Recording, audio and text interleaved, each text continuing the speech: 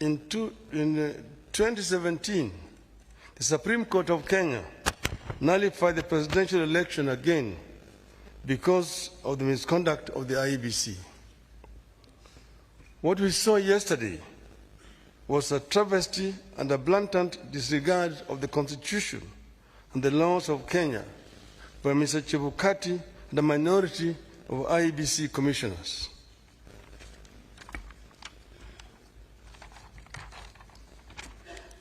The law is clear on the role of the chairperson of the IEBC. The law does not vest in the chairperson the powers of a dictator to rule the IEBC unilaterally. The IEBC is structured as a democratic institution in which decisions must be taken either by consensus or by a vote of the majority. The chairperson and a tiny minority of commissioners have no legal authority to take weighty decisions and proclaim them as the rulings of the IEBC. The law on the IEBC provides that unless a unanimous decision is reached, a decision on any matter before the Commission shall be by a majority of the members present and voting. I want to repeat. Unless a unanimous decision is reached, a decision on any matter before the Commission shall be by a majority of the members present and voting.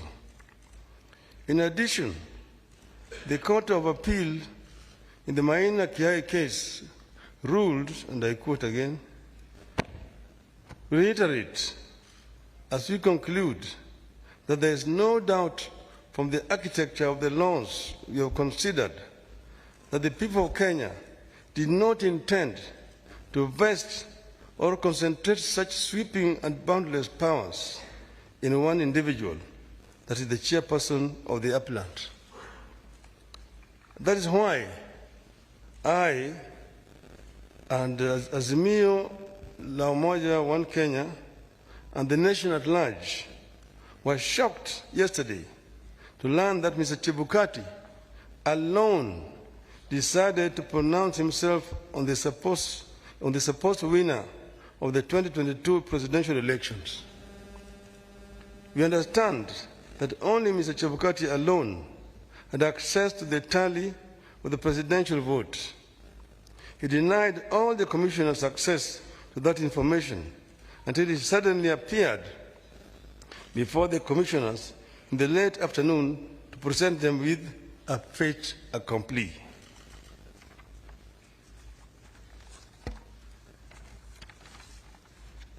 Barely 2 hours before his announcement, Mr. Chebukati called a meeting of the IEBC and revealed to them the different results he was going to announce.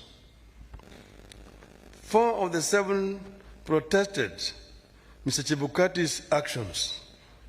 But Mr. Chebukati, whose mind appeared made up, did not entertain any discussion of the results, precipitating a walkout by a majority of the commissioners, who promptly denounced the results at a press conference. We know what happened next. A majority of the commissioners walked out and held a press conference where they denounced the results. Our view in Azimio is clear. The figures announced by Mr. Chebukati are null and void.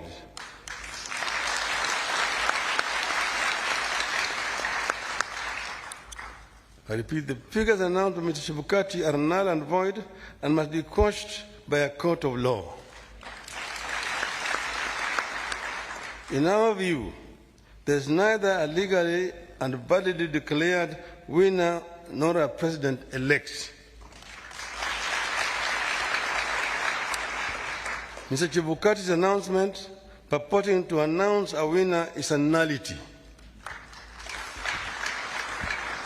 He acted with gross impunity and in total disregard of the Constitution and our laws.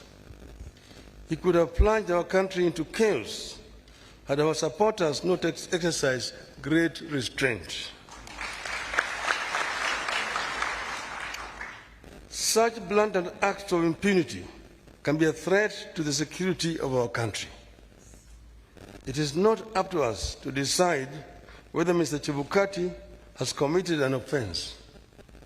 We leave that determination to the appropriate authorities. But for avoidance of doubt, I want to repeat that we totally and without reservations reject the presidential results announced yesterday by Mr. Chebukati. I want to commend our supporters for remaining calm and keeping the peace, and I urge them to continue to do so.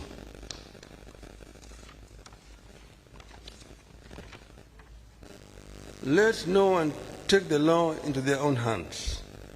We are pursuing constitutional and lawful channels and processes to invalidate Mr. Chebukati's illegal and unconstitutional pronouncement.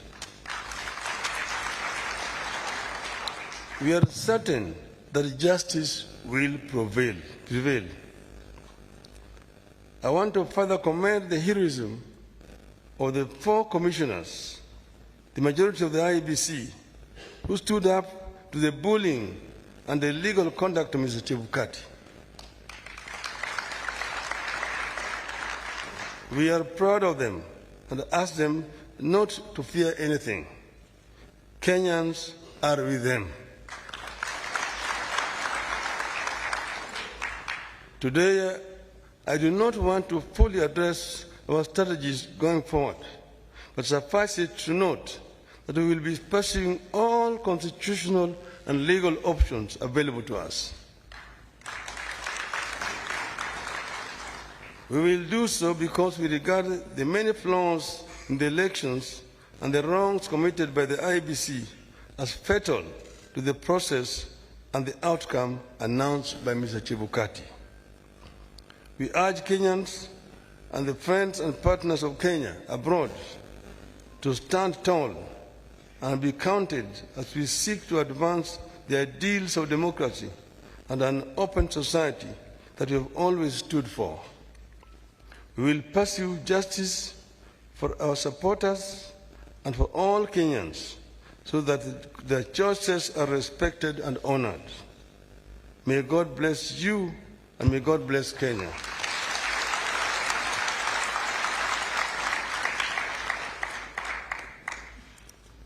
Nataka kuchukua tena fursa hii kutoa shukrani kwa Kenya wenzangu ambayo wameshiriki katika uchaguzi ambayo imepita. Wameonyesha ujasiri, wameonyesha uzalendo na upendo kwa nchi yao. Wakenya kila mahali walijitokeza wakapiga kura kwa njia ya amani. Sasa yale ambayo yalibaki ni tume ya uchaguzi kuhakikisha kwamba ile ndoto ya Wanakenya imeheshimiwa.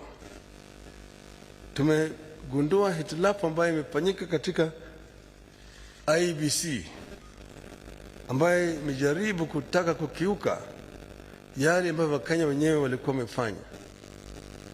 Tumeona yale ambayo imefanywa na yule mwenyekiti wa tume ya uchaguzi Bwana Wafula Chebukati kwa kujaribu kupindua ili uamuzi ya Wakenya. Anafanya hivyo bila kushauriana na wale wenzake ambaye wako pale pamoja naye katika tume ya uchaguzi. Sisi wana Kenya na wanaazimio tunapenda amani. Tunapenda umoja wa Kenya.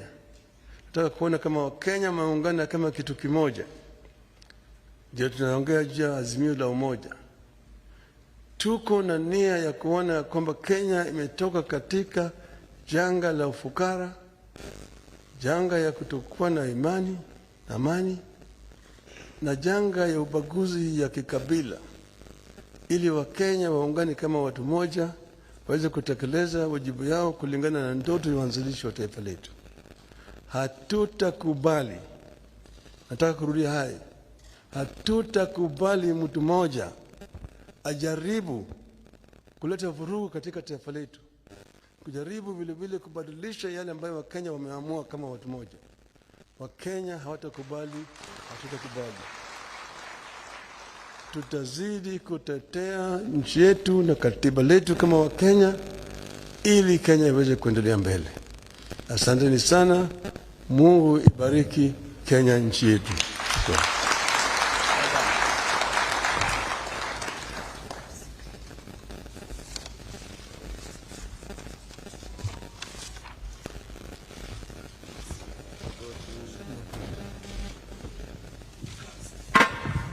Niombe sote tusalie tumeketi tunapomruhusu